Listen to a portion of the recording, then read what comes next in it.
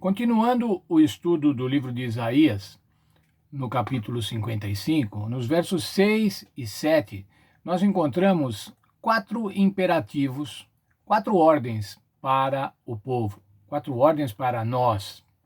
Vamos ver lá, Isaías 55, 6 e 7.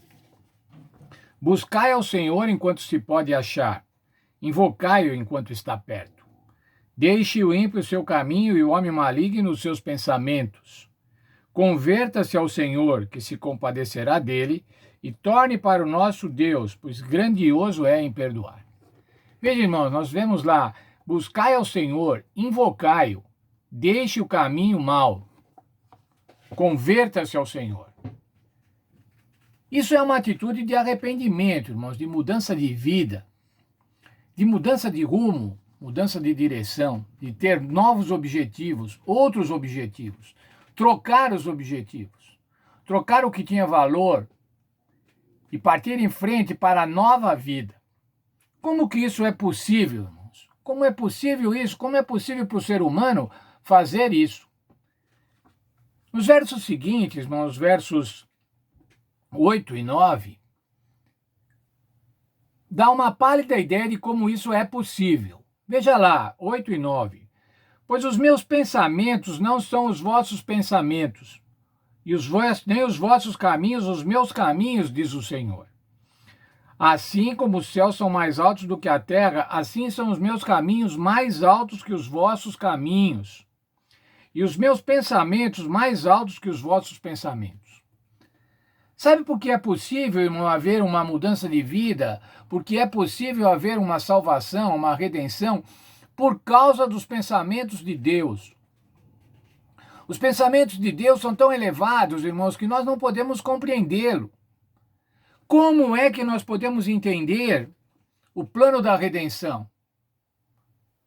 E qual é o plano da redenção, irmãos? O plano da redenção é um Deus vir a esse mundo morrer por causa de humanos pecadores, por causa de mim, por causa de você. Não dá para entender isso, irmãos. Por isso que esses versos dizem assim, os pensamentos de Deus são superiores aos pensamentos humanos. E nós não podemos entender tamanho sacrifício, tamanha humilhação, como vemos lá em Filipenses 2. O Senhor se humilhou, sendo servo, sendo homem, morrendo, morte de cruz. Isso não passaria pela cabeça, pela mente, pelo raciocínio de um ser humano. Mas isso é um plano de Deus. Passou pela mente de Deus para que nós pudéssemos ser salvos. O apóstolo Paulo chama este evangelho, esse processo de salvação, como um mistério. Veja lá, por favor, comigo, no livro de Efésios, capítulo 6, e no verso 9. Efésios 6, 19.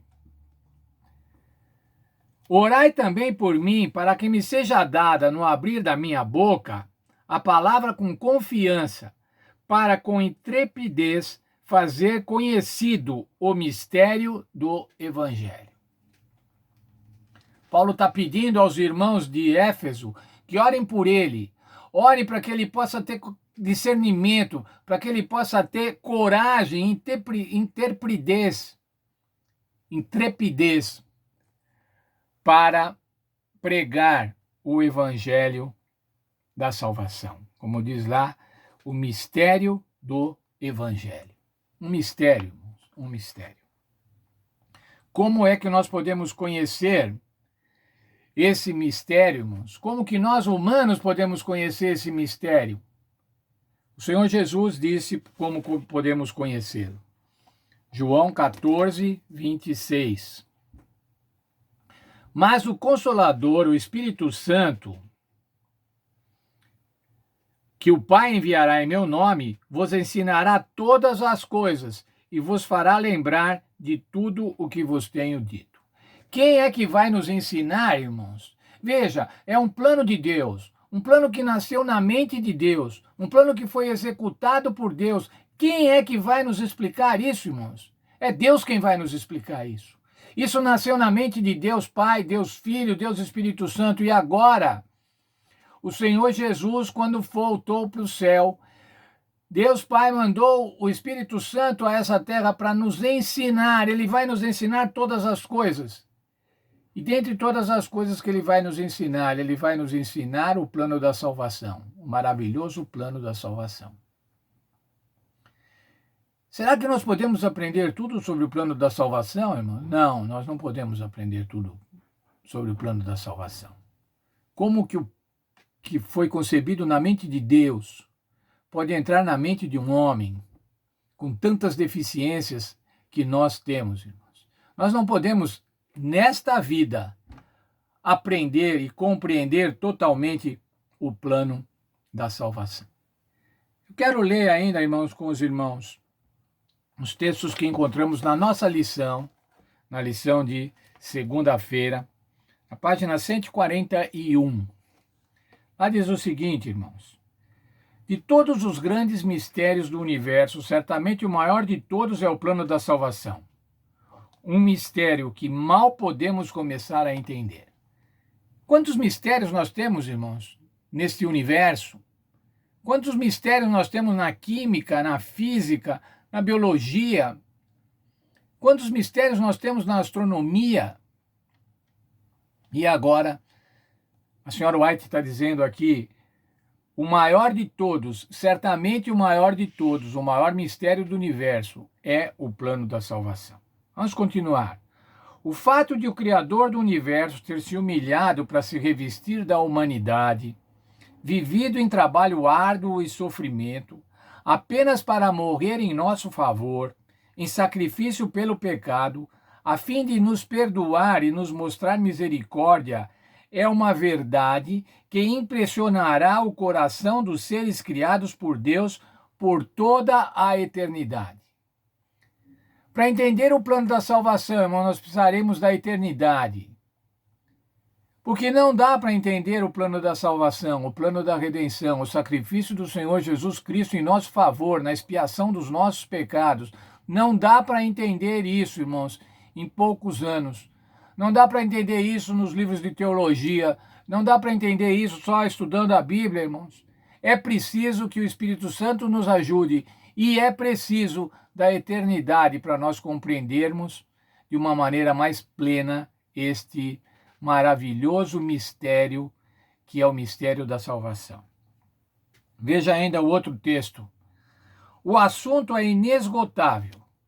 O estudo da encarnação de Cristo, de seu sacrifício expiatório e obra mediadora, ocupará a mente do diligente estudante enquanto o tempo durar. E contemplando o céu com seus inúmeros anos, exclamará: grande é o mistério da piedade.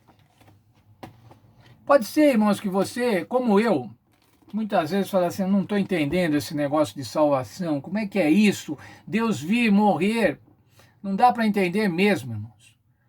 Por isso que a Bíblia diz que o justo viverá pela fé, não vai viver pelo entendimento das coisas, de entender tudo plenamente. Mas uma coisa, irmãos, eu tenho a esperança e quero que você também tenha essa esperança. Nós vamos ter a eternidade para desvendarmos o plano da salvação, para que o Senhor Jesus nos explique o plano da salvação. Que é esse plano da salvação, irmãos? Esse plano da salvação é o que foi feito para a minha salvação, para a minha redenção, para a tua, para a redenção de cada um de nós. O sacrifício de um Deus. Veja, irmãos, como você vale, veja como nós valemos diante de Deus. Que Deus veio, se manifestou aqui, viveu, morreu aqui em sacrifício para nos salvar. Nós valemos, irmãos, a vida de um Deus. Parece até um absurdo eu falar isso, mas é o plano da salvação, é esse mistério, irmãos. Nós valemos a vida de um Deus que se dispôs a morrer para nos salvar. E além, irmãos, de aprendermos o plano da salvação durante a eternidade também vai servir para que a gente seja eternamente grato, continuamente grato durante a eternidade por sacrifício tão grande que foi feito por nós, pecadores, miseráveis, que não merecíamos, mas que o amor de Deus veio buscar e resgatar. Dá para ser feliz por isso, irmãos? Como que dá para ser feliz por isso? Dá para ser muito feliz por isso. O Senhor Deus veio me resgatar. O Senhor Deus veio resgatar a cada um de nós. Louvado seja o Senhor Deus.